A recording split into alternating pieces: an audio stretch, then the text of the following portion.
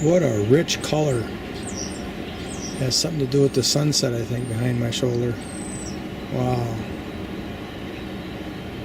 Deep red.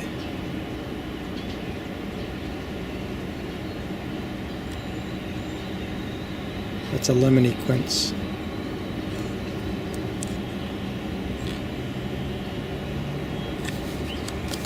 This is a pear graft. Very successful, I might add. There are 2 different species of Asian pears on here now. And that's just an ornamental pear rootstock.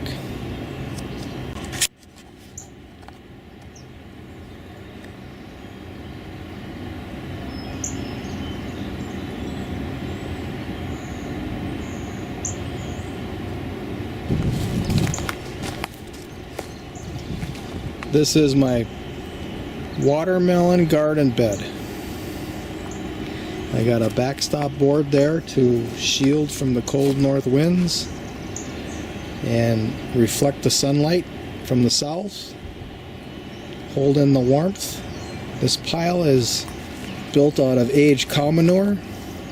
I overplanted the watermelon, thinking that there will be a few that I call out, and if not, if they all grow marvelously, I'll pinch them off after the first watermelon. So we'll have 12 plants growing 12 watermelons.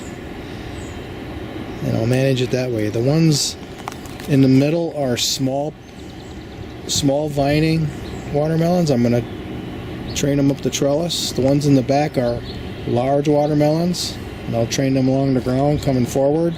And the ones in the front are large watermelons, and I left room here in the front for them to sprawl out.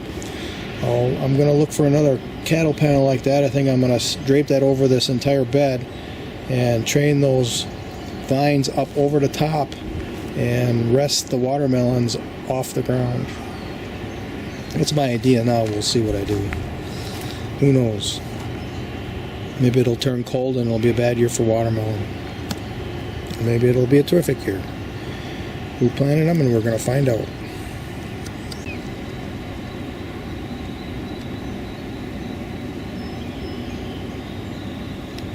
That was a good shot right there.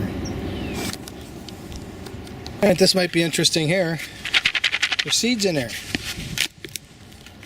This was thrown away because it was rotten. And look at all those seeds in there. Oh, it's still kind of moist inside. This part is a little moist. Look at all those seeds.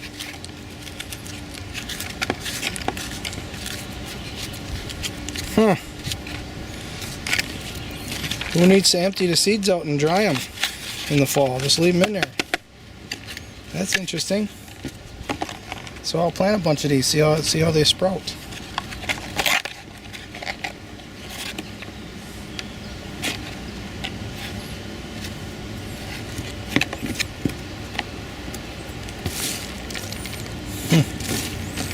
Look at that. Guess we'll let them dry off just a little bit. I'll store some for later years, and I'll plant like 30 or 40 of them just to see how they do. Then I can put in the compost. I'm going to be planting 2 seeds together this year. These are black hulless barley. They are black. Oh, that's beautiful. And Mollison had this during a talk. He talked about cowpeas planted with barley, and the cowpeas become like a trellis. So I've got some cowpeas. That's what they look like right there. We're going to try it. Alright, I just finished planting the cowpeas and black barley. You see the little dimples everywhere. What I did was I took my little Japanese knife and I popped little holes in. That's my Japanese knife. Just got it in the mail. Used it for almost a week already, and I like it. But those little holes that I popped with the knife, those are barley.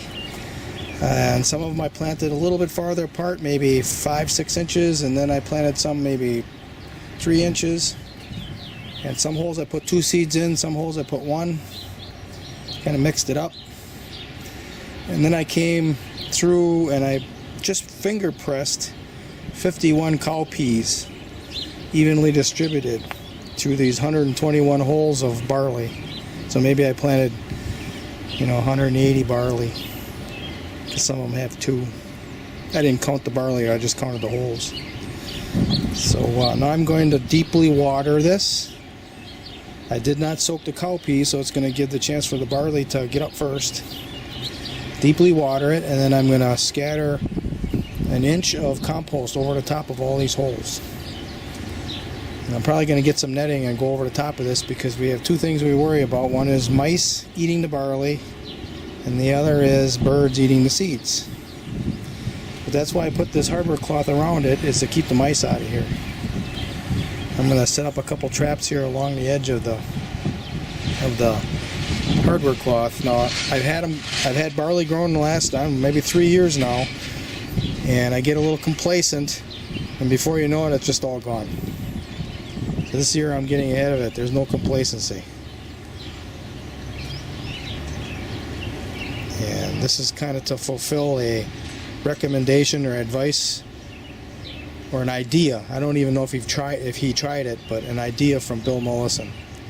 The idea is that the barley heads out above the cowpeas. The cowpeas becomes a trellis and nitrogen fixation for the barley, and you get 2 crops in one spot. So we're going to try it, see what happens.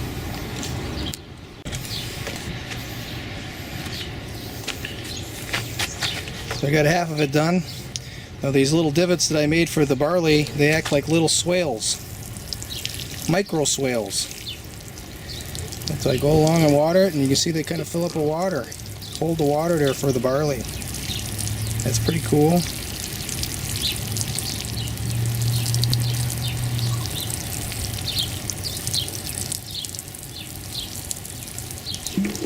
Let's zoom in on that a little bit.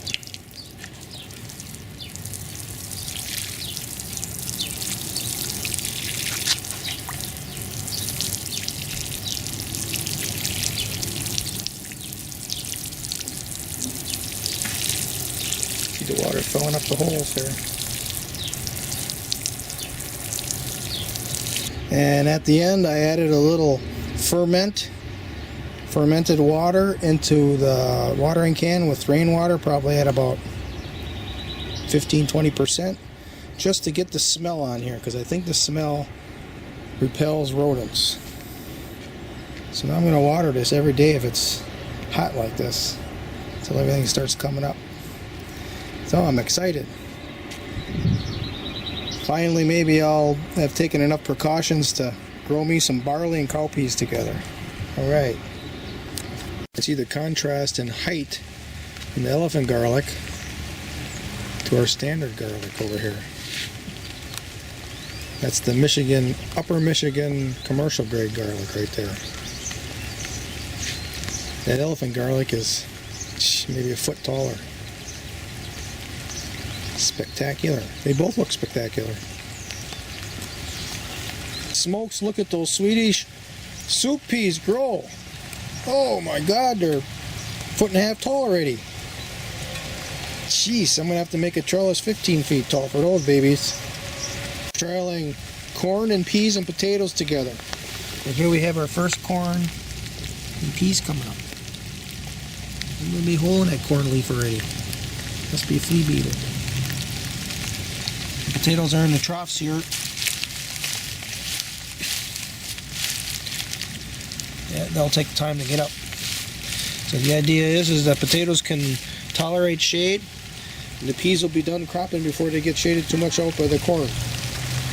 My timing might be off a little, then I'll have to plant the corn a little bit later next year, if I like it this year.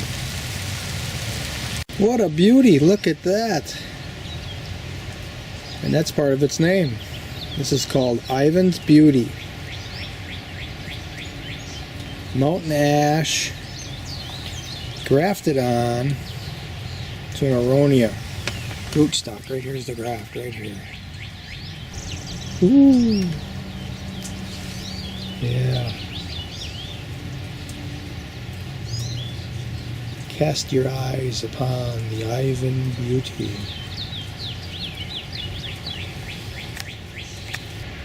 These little pretties are Schisandra vine blossoms. They make a very healthy, highly nutritious berry. They're not sweet, but they are very beautiful along with the blossoms. See if we can get that to focus a little better. There. Look at that. What a darling.